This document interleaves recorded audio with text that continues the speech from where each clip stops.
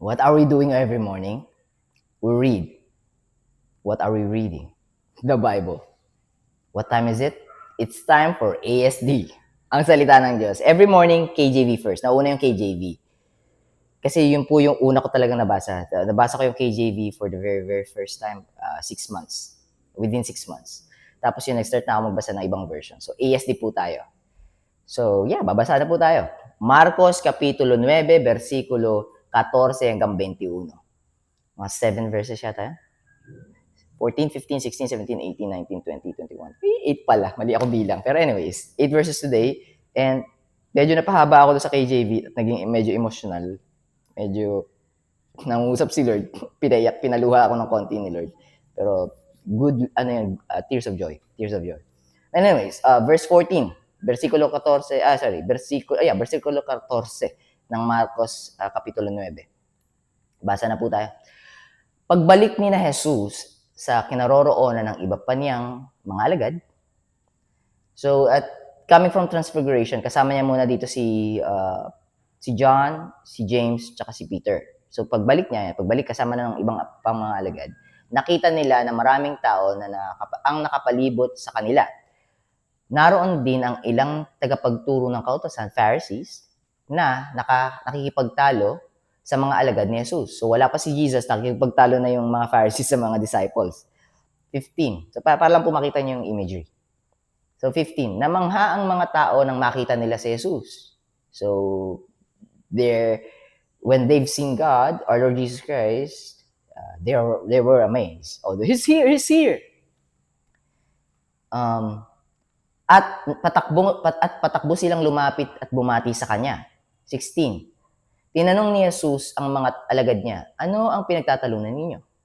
17. May isang lalaki roon na sumagot, Guro, dinala ko po rito sa inyo ang anak kong lalaki na sinasaniba ng masamang espiritu. Kaya hindi siya makapagsalita. So may sumagot, hindi yung disciples. Pero tinanong ni Lord yung mga disciples.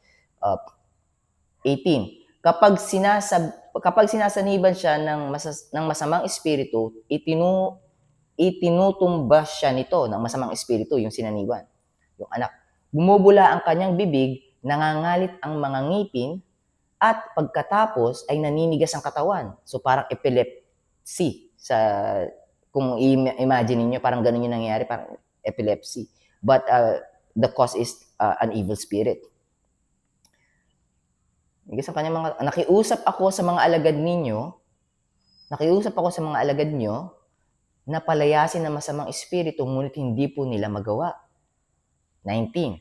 Sinabi ni Jesus sa kanila, kayong henerasyon ng mga walang pananampalataya, O you little faith, the generation of you little faith, hanggang kailan pa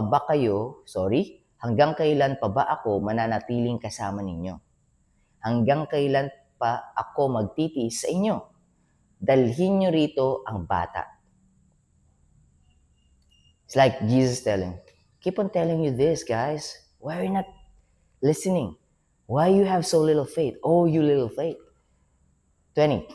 Kaya dinala nila, minsan namamali talaga ako ng basa pa. Iba yung tingin ko doon parang may sakit na, iba yung tingin ko sa letra.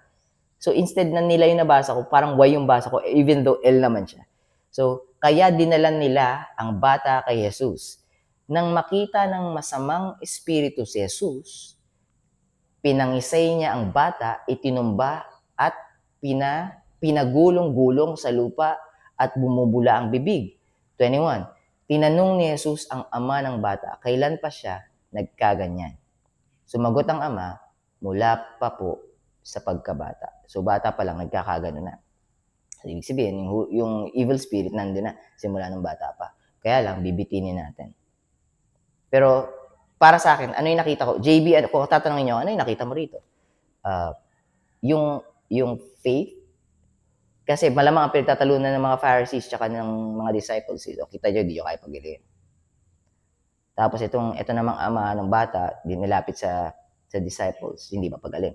Pero may sagot si Lord dyan. Yung sagot niya, doon sa specific situation, is doon sa susunod na na Bible reading natin sa Tagalog. Bukas po yun. Bibitinin ko po kayo. Pero para sa akin, yung nakuha ko dito is, we need to keep our faith. Yes, God said, even if you have a faith of a mustard seed, the size of a mustard seed, you can move mountains. Totoo po yun. But if you're doubting your faith, you won't be able to do it. So meaning, even if your faith is little, but if you trust your faith, if you put your trust on that faith in our Lord Jesus Christ, you can move mountains. But if you doubt that faith, you will be shaken. And God will tell you, or God will show you, your faith shaken. You need your faith to be stronger. Even though if it's a size of a mustard seed, it needs to be stronger, because if it's strong, it is comparable, or it is equal with someone who has a bigger faith that they don't have doubt on it. If you have a little faith and if you're not doubting on it, it is the same size. It could also move mountains. So that's what I'm getting from here. Maybe I'm wrong, but it gets me closer to God. So I'm gonna stick with it. All right. Maybe there's a deeper revelation here. Maybe that revelation will be coming from a discipler or a leader or an authority. It's fine. But as of the moment, this is what I'm getting from here. Cool? Fair enough? Alright. So, usap-usap po tayo ulit bukas. Ito medyo mas mabilis ng konti. Excited ako para bukas at sa mga susunod pang Bible reading, because we will be seeing revelation coming from God. And yeah, I'm gonna see you tomorrow. God bless you. Keep safe. Bye for now.